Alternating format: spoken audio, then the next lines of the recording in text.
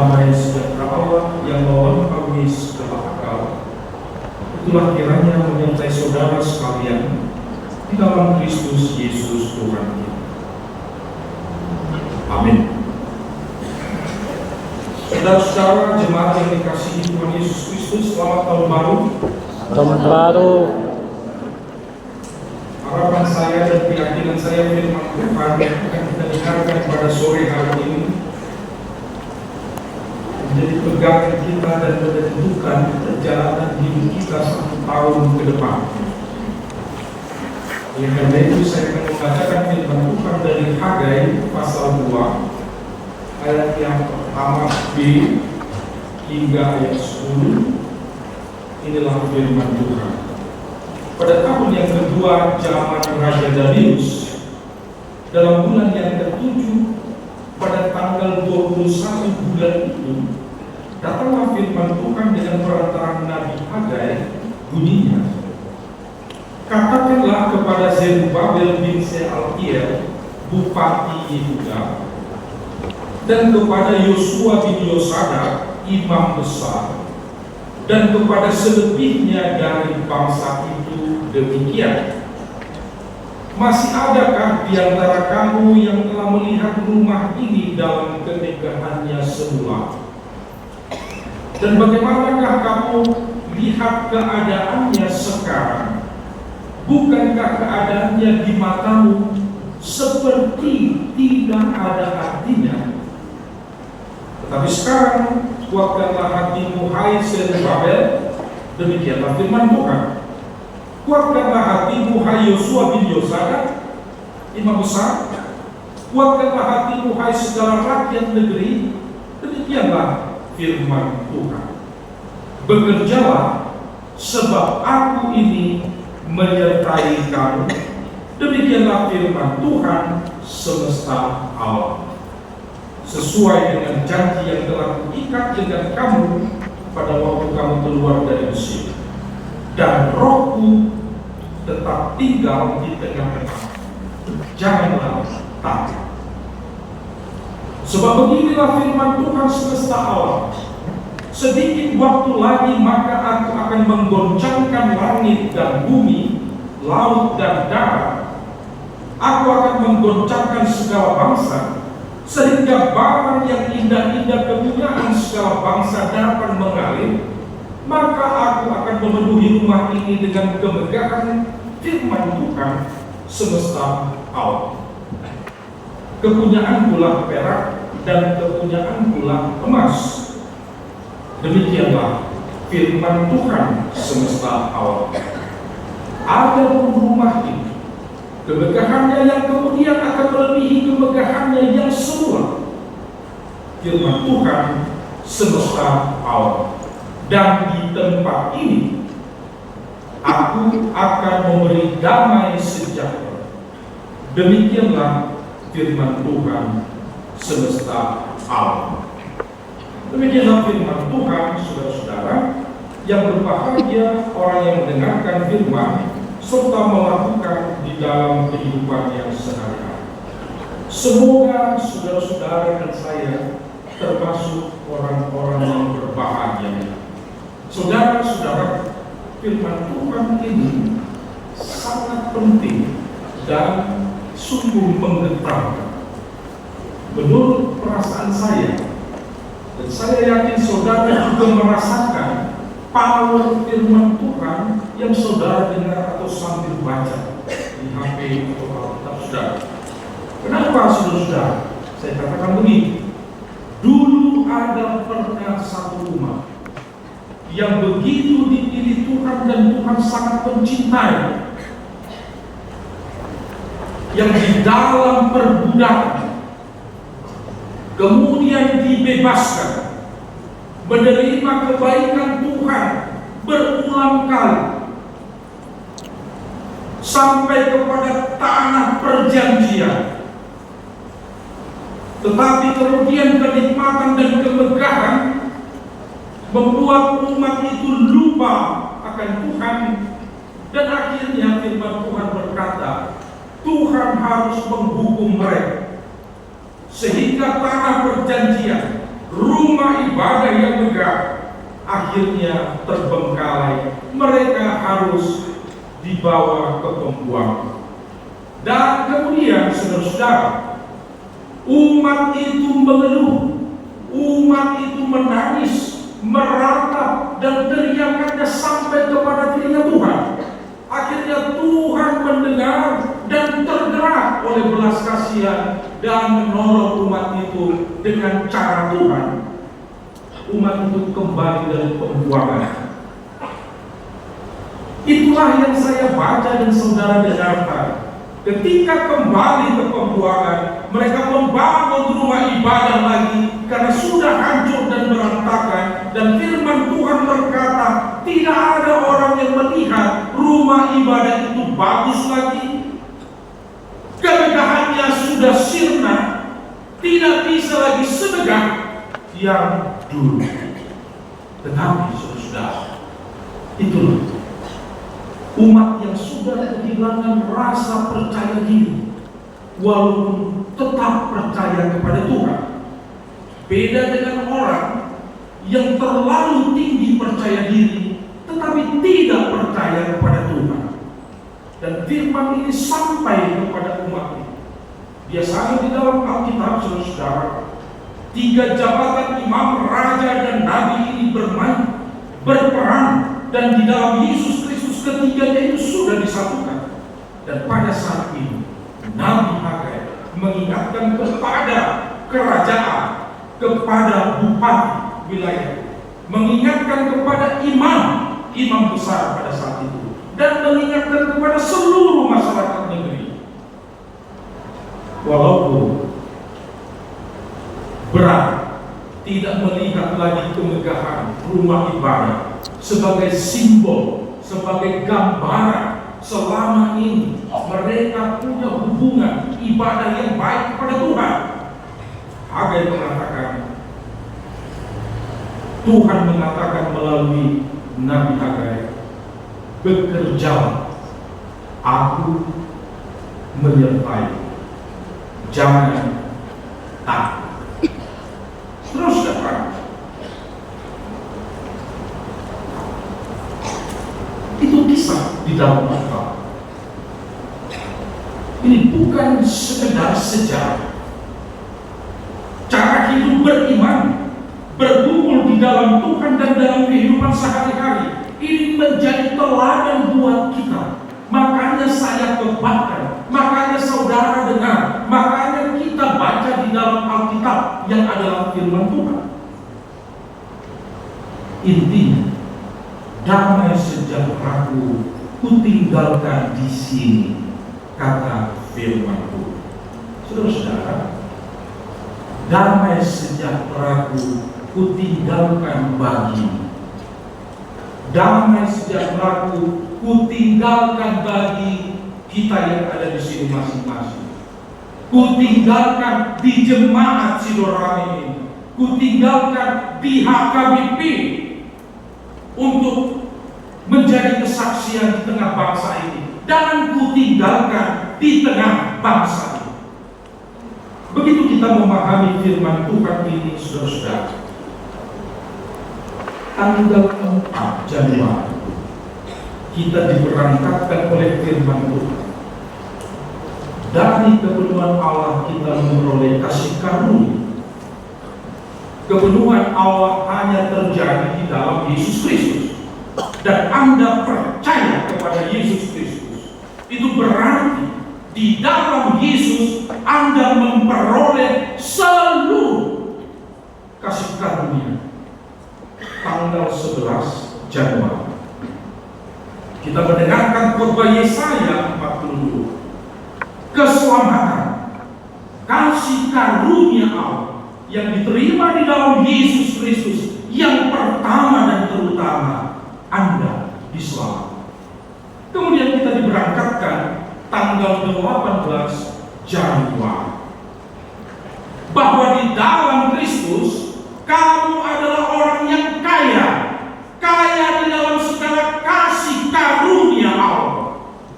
Itu khotbah tanggal 18. Dan sekarang, setelah lengkap Firman Tuhan berkata, damai sejahtera-Ku tinggalkan bagimu, oleh karena itu bekerjalah dan Aku menyertai. Itu benang merah memberangkatkan kita 1 tahun ke depan. Itulah 4 minggu di bulan Januari, sehingga saudara punya benang merah, dan saya ulangi, sehingga saudara punya pegangan di dalam kehidupan. Karena apa, saudara? Tahun 2025 sudah kita lewati. Mungkin kita terpuruk total. Mungkin ada satu aspek di dalam kehidupan kita gagal total. Mungkin kita gak bangkit, stuck.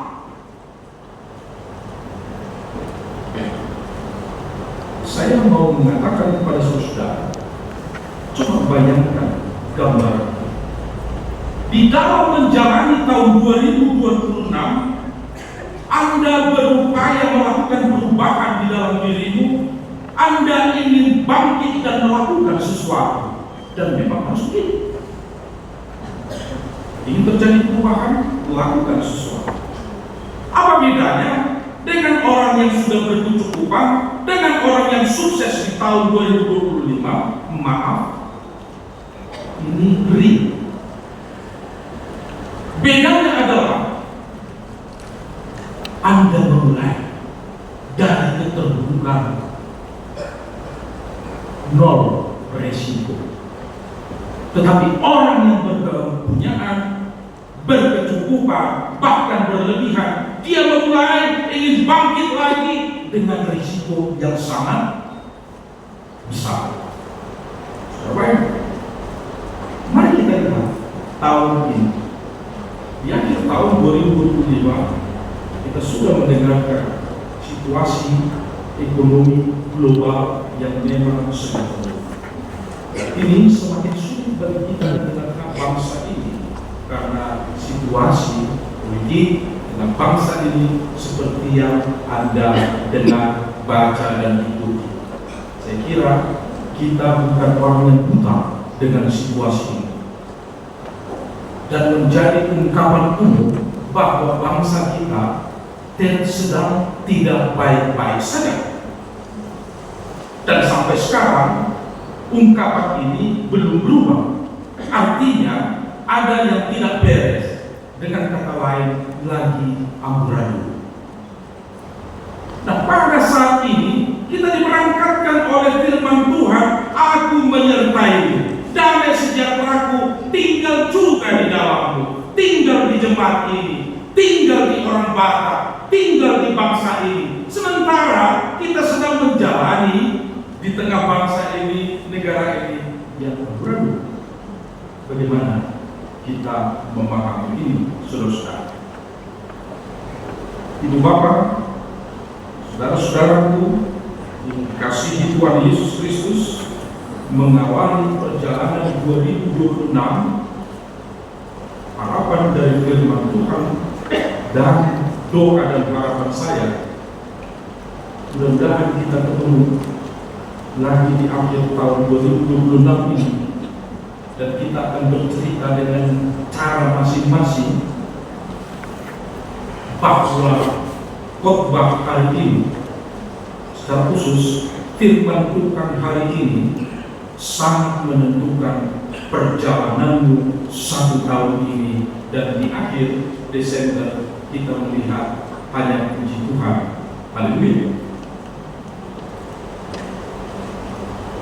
Apa itu, saudara? Yang pertama,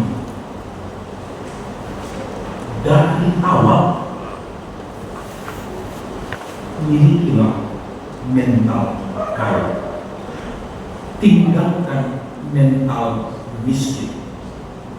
Hanya orang miskin yang selalu kurang, selalu minta ditolong, selalu minta diperhatikan, selalu minta dimaklumi, selalu minta dimaafkan. Kalau Anda sudah punya mental kaya, mentalmu adalah selalu ingin membantu, selalu ingin menolong, selalu ingin memaklumi, selalu ingin memaafkan. Kalau mau maju dan cek dalam hati dan pikiran, kecenderungan cara berpikir dan sikap mental orang miskin, mental minta-minta. Firman Tuhan jelas, dari keperluan Allah di dalam Kristus kamu memiliki kasih karunia, dan di dalam Kristus kamu punya akses, kamu punya kunci membuka kasih karunia Allah. Dan firman Tuhan mengatakan Anda kaya dalam segala kasih karunia, bukan hanya keselamatan. Makanya firman Tuhan berkata, bekerja.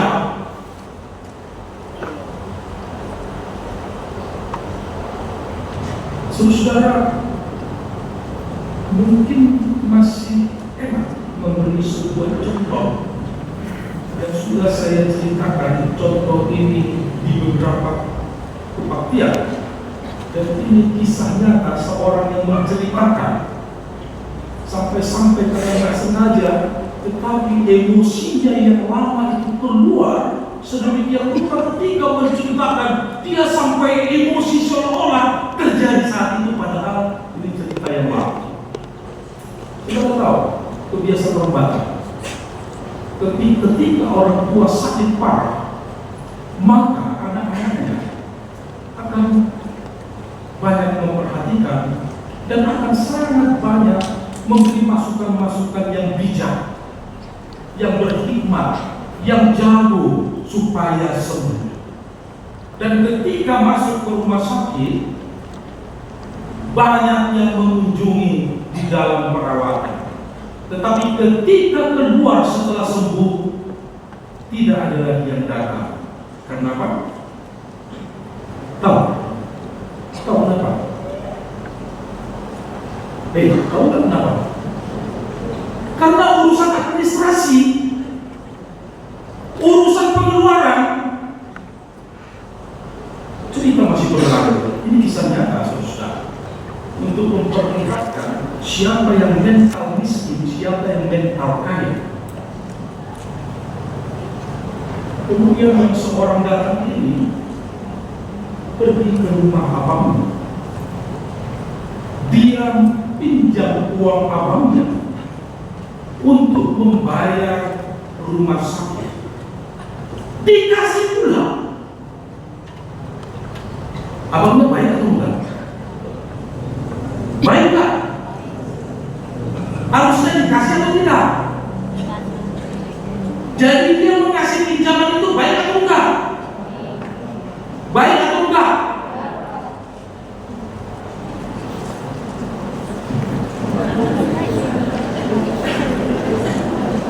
Jadi waktu bapak ini bercerita, jadi ini orang Batak, tapi tidak ada sekeluarga di sini semua cuma ketika dia bercerita, dia bilang, "Ini yang musik jawab bang, kok dikasih? Masa aku pinjam uangmu untuk mengobati mamaku kau kasih? Bodoh gak? Ku pinjam uang abangku mengobati mama." Kemudian cerita bab ketiga, episode ketiga berlaku. Muhammad rohani siapkan anon tunatoras. Ya, apa sikap hati bagaimana lah anak terhadap orang tua yang sakit parah dan sedih, tapi nggak bisa membayar padahal ada. Saudara tahu penyebabnya apa?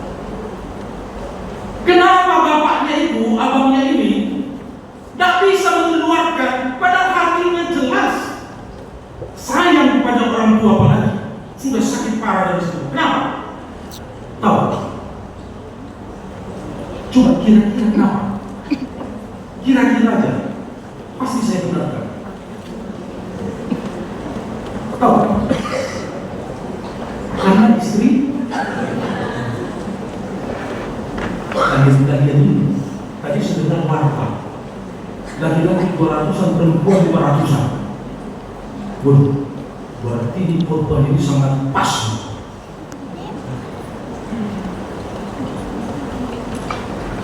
Ini logis. Bukan rohani anak ketua, tapi terpaksa dipinjamkan karena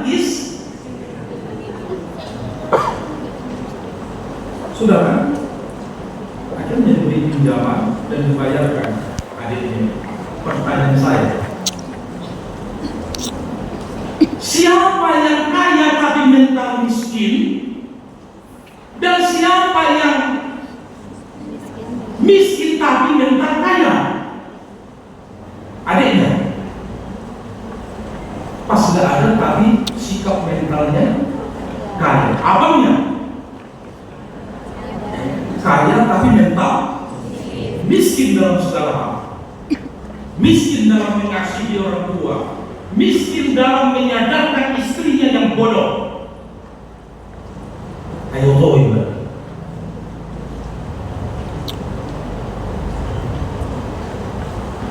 Mudah-mudahan yang saya ceritakan ini memang ini kisah nyata, bisa membuat Anda, paling tidak untuk orang tua khususnya ibu yang bertilah, dan mahasiswa-mahasiswa yang sebentar lagi jadi ibu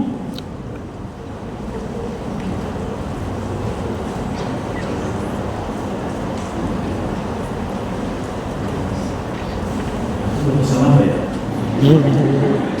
Sampai belajar ini begini kan? Jadi bingung gua mau bilang apa ya? Ya itulah sudah.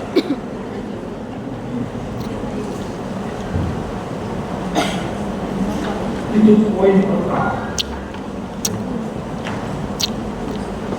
Damai sejahtera ditinggalkan bangsa. Dan di dalam Kristus kamu adalah kaya di dalam segala kasih karunia. Itu berarti untuk menjadi kaya dan sudah menjadi kaya, Anda punya akses karena sudah di dalam Kristus. Oleh karena itu, jauhkan mental miskin. Mulai dari sekarang, milikilah mental kaya. Konkretnya mental kaya, selalulah berupaya mengerti orang lain daripada minta dimengerti di mana. Selalulah berupaya membaca situasi dan duluan mau menolong daripada minta ditolong. Selalulah berupaya memperhatikan dan berempati kepada orang lain daripada minta diperhatikan sampai-sampai cari perhatian. Selalulah berupaya menghibur orang lain daripada Anda berebut untuk dihibur. Selalu berupaya membantu orang lain dalam kesulitannya daripada saudara menghumbar-humbar kesulitan Anda. Itulah orang mental miskin, menghumbar-humbar kesulitan supaya diperhatikan, dibantu, dan lain sebagainya. Itu poin pertama dalam menjalani tahun 2026. Ingat ini, damai sejahtera-Ku kutinggalkan bagimu, dan karena itu Anda menjadi kaya di dalam Kristus. Oleh karena itu jangan lagi miliki mental miskin. Yang kedua,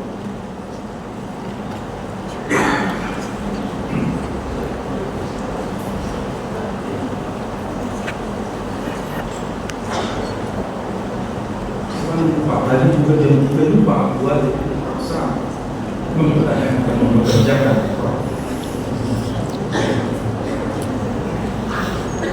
minta peranan semua, bukan mempekerjakan sendiri.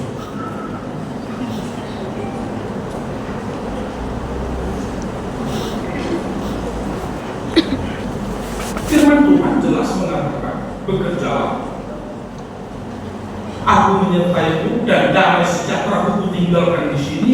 Oleh karena itu jangan takut. Jadi yang kedua, dalam menjalani 1 tahun ke depan, jangan menyerah. Jangan menyerah. Seterpuruk apapun, bahkan semakin dalam Anda gagal total dan terpuruk, justru makin tulus. Tidak apa-apa. Yang ada hanya kabar gembira bangkit. Betul nggak? Kalau sudah berjuang tetap terpuruk, memang tadinya terpuruk. Nah di sini saudara punya kesempatan, kekuatan, power yang luar biasa kalau menyadari kelemahan. Justru ketika kita menyadari kegagalan total, terpuruk, ini menjadi kekuatan bagi kita bangkit, karena kita tahu apapun yang terjadi tidak mungkin lebih terpuruk lagi. Tidak mungkin. Oleh karena itu saudara, jangan menyerah. Tips buat saudara dari perjalanan hidup saya sebagai pendeta, sering kita jantungan. Apakah informasi yang tiba-tiba, ataukah ada undangan pertemuan tiba-tiba yang selalu kepala kita berpikir dan menduga-duga. Jangan-jangan begini, jangan-jangan begini, jangan-jangan begini. Tapi akhirnya saya simpulkan, bila saudara menghadapi yang seperti ini, yang membuat kita gak pikir ini apa, langkah terbaik adalah jumpai dan hadapi. Karena Anda ketakutan melarikan diri itu, toh konsekuensi seandainya ada persoalan akan tetap. Tapi kalau Anda hadapi, jangan-jangan perjumpaan menunjukkan orang yang bermasalah dengan Anda. Tetap jumpai dan hadapi, itu lebih sopan, itu lebih cerdas, dan itu lebih berfungsi ke depan. Terus saudara,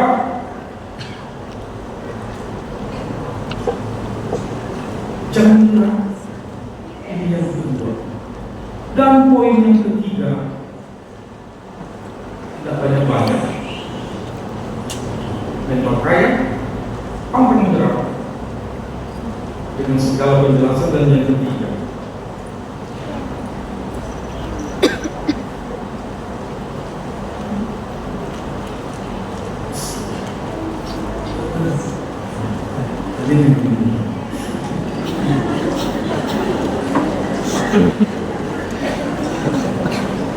kadang saya poinnya udah ada, tapi ketika mau diungkapkan tiba-tiba saya banyak pertanyaan, jangan salah apa nanti akhirnya jadi bingung mau merumuskan. Kalau tensinya udah turun ke gimana, merumuskannya lebih mudah.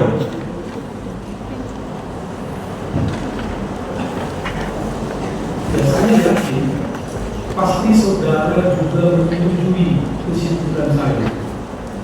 Kesimpulan saya dalam hidup ini,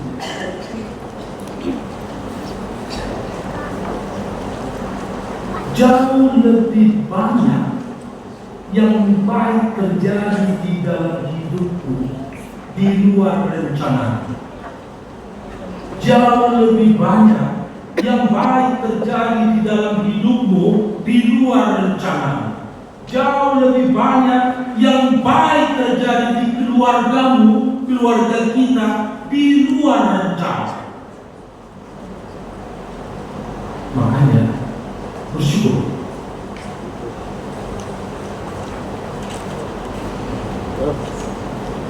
Tapi pun jauh lebih banyak di luar rencana, Anda harus punya perencanaan. Sesuatu yang kita rencanakan pun belum tentu sampai ke tujuan. Apalagi nggak punya rencana betapa amburadulnya hidup. Bayangkan, saya dulu pas masuk IUI, setelah saya tamat dari UPD, bekerja dan masuk IUI, kemudian saya tanya seorang profesor dari luar, coba buktikan ada Tuhan untuk memantapkan saya masuk IUI. Terjadi diskusi berulang-kali, singkat cerita. Akhirnya dia mengatakan, bukan lagi pembuktian, tetapi dia minta begini, coba kamu pulang ke rumah, minggu depan gak usah kebaktian, dalam seminggu gak usah berdoa, gak usah lakukan aktivitas gereja, pokoknya berdua dalam dirimu aja, dan coba jawab pertanyaan saya. Apa pertanyaan? Pertanyaannya, kira-kira menurutmu mana lebih baik, ada Tuhan atau tidak? Saya harus jawab. Kemudian saya berpikir, semua mengaku ada Tuhan, dunia berantakan, apalagi tidak ada. Lebih baik ada Tuhan, itu tidak ada Tuhan kan? Itulah cara untuk menyadarkan orang-orang, termasuk seperti saya waktu itu. Oleh karena itu, semangat yakin akan rencana Tuhan, yakin akan penyertaan Tuhan, damai sejahtera ku tinggalkan di sini. Ya. Di dalam Anda merencanakan hidupmu, yakinkan betul Tuhan beserta. Kalau Anda tidak yakin, gimana itu terjadi? Memang manusia yang merencanakan, tapi Tuhan yang menentukan. Tapi di dalam pergumulan iman, dinamika ini, ketegangan ini terjawab ketika kita serius merencanakan dan kita yakin itu terjadi. Disitulah kita melihat bagaimana Tuhan bekerja di dalam perjalanan hidup saudara, dan itu juga yang akan saya lihat nanti akhir tahun ini. Mudah-mudahan kita ketemu di dalam berbagai event. Ibu bapak, saudara,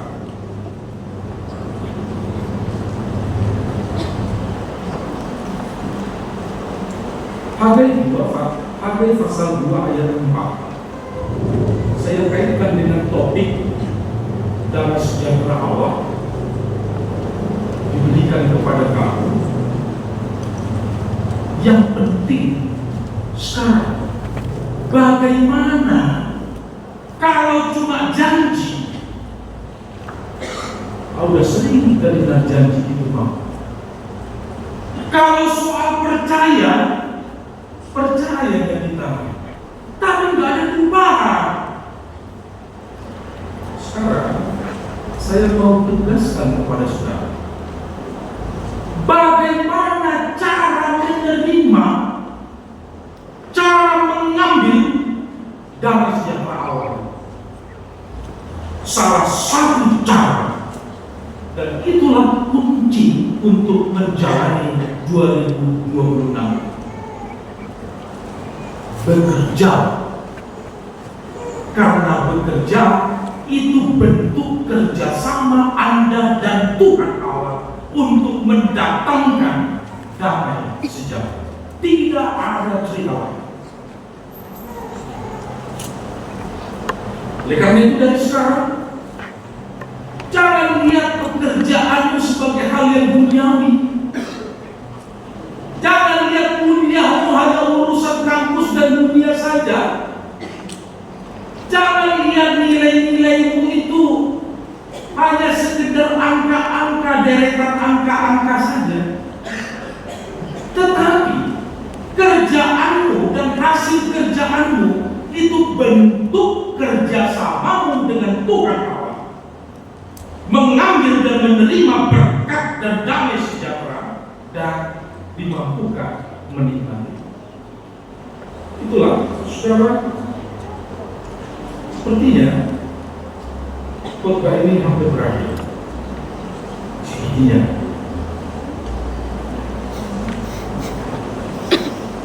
kalian kan udah capek juga. Dikasih dulu pegang. Saya senang bisa kayaknya asik gitu bener. Gak tahu asiknya gini tapi tangannya main HP. Enggak ya.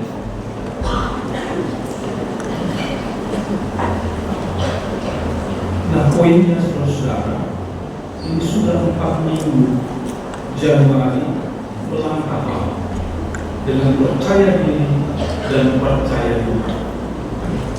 Bukan percaya pada Tuhan, tapi tentunya percaya diri. Bukan percaya diri berlebihan, tapi tidak percaya kepada Tuhan.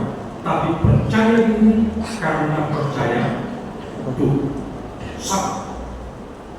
Dengan itu, bukan sekedar inspirasi, bukan sekedar motivasi, tapi latih dari sekarang mental kaya. Ini akan membuka auramu, karena di dalamnya tersembunyi bahwa kamu anak-anak Tuhan, anak-anak Allah yang kaya dengan segala fasilitas.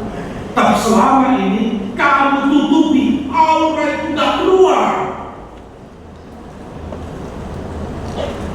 Biar kamu itu menimpa miskin-miskin kamu. Kenapa? Yang Anda tampilkan mental itunya. Ini konteks bukan soal penghinaan, bukan.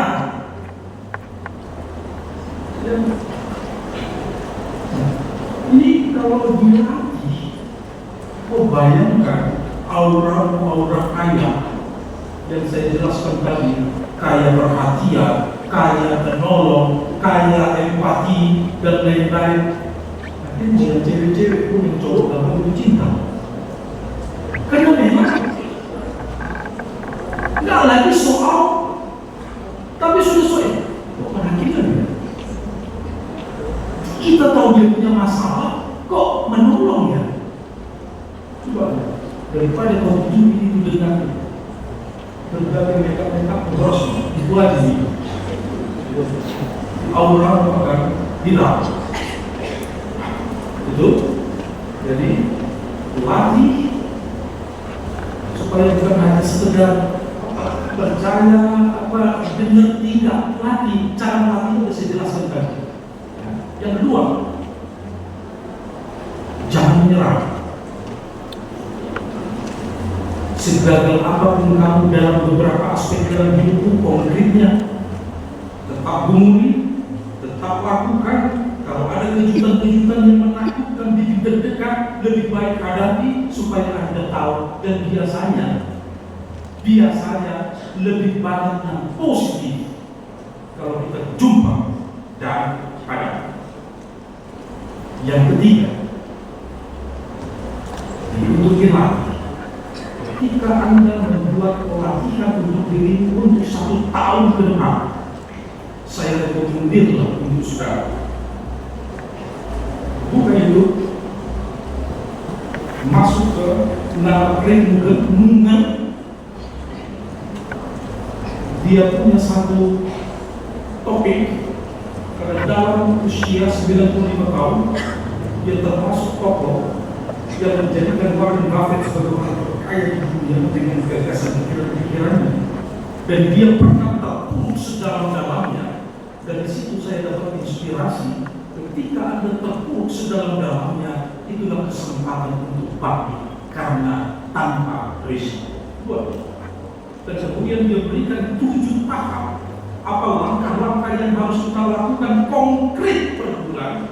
Makanya saya katakan tadi, kita nanti ketemu Desember 2006 sudah berubah persoalan yang tadinya kegagalan sekarang keberhasilan. Cuma waktu kita sangat terbatas. Ingin rasanya punya waktu lebih banyak, tetapi saya mengundir renungan. Dia telah beberapa topik nanti saudara akan cepat dapat. dan carilah poin yang ada 7 langkah.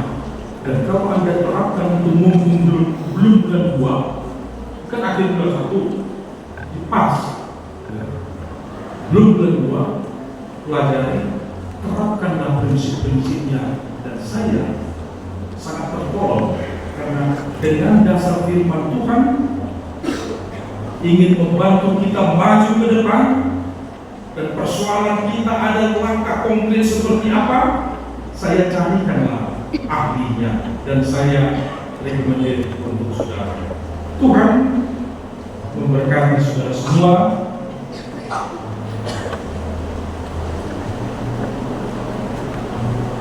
Kan hati ini kan masih tertipu bisa di mana, ya kan?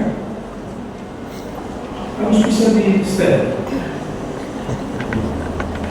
Karena saudara sudah dapat pencerahan, saudara punya iman dari firman Tuhan, dan saudara punya contoh konkret yang akan dilakukan. Apa yang kita tahu? Saya kira korban ini, maaf untuk Tuhan, biar Tuhan, nggak ada lagi kurangnya untuk menjadikan kamu maju tahun 2026. Amin. Amin. Ya. Nasib Pentakosta, sudah di Pentakosta, tegukan ini sudah semua tegukan. Tapi tidak apa-apa, kita perlu paham, hayati dan yakin kita bisa melakukan terukur sangat baik.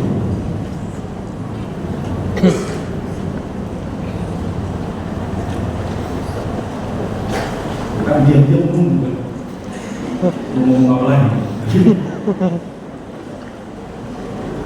Jadi itulah kalau Roh Kudus bekerja, saudara juga serius, dan memang penting bukan hanya untuk saudara. Jangan kira saya untuk saudara aja. Pelan-pelan saya menterapi diri saya juga. Tuh sambil khotbah, sambil saya meyakinkan saya juga. Jadi sama-sama ada kita. Tapi maunya kita sama-sama di dalam Kristus, sama-sama kaya, sama-sama pantang menyerah, dan sama-sama hidup terencana, kan gitu.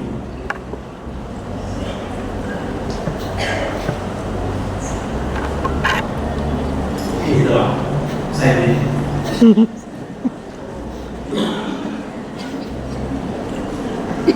Marilah kita mensyukuri momen ibadah ini sambil mengingat-ingat dan mencapai dengan tekad untuk melakukan, kita berdoa. Bapa di surga, berkatilah apa yang sudah kami dengarkan dan kami ucapkan. Berilah kekuatan ekstra dari Roh-Mu yang kudus agar kami mampu melakukan. Dan berilah stamina daya tahan surgawi agar kami mampu bertahan sampai kepada kesuksesan. Karena kesuksesan kami adalah kesuksesan bersama-sama dengan Tuhan. Ampuni kami karena selama ini kami bermental miskin, padahal di dalam Engkau Tuhan kami adalah orang-orang yang kaya dalam segala. Oleh karena itu biarlah firman ini menjadi pegangan kami untuk berjalan 1 tahun ke depan. Dan yang ada hanya puji Tuhan, haleluya, dan pujilah Engkau. Di dalam Yesus Kristus Juru Selamat kami. Amin. Terus